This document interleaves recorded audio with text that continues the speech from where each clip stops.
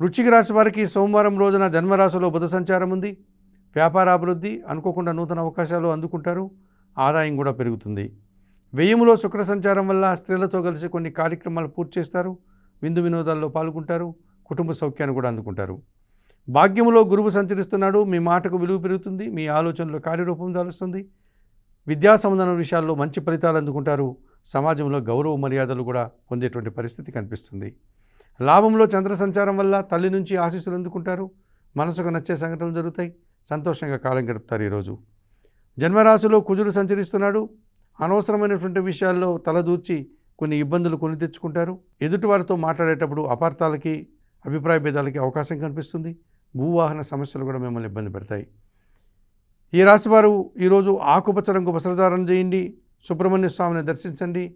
సుబ్రహ్మణ్య కరావలంబ స్తోత్రాన్ని పారాయణం చేయండి. ఎర్రటి పండ్లను దానం చేయడం వల్ల మరింతగా మంచి ఫలితాలను అందుకోగలుగుతారు.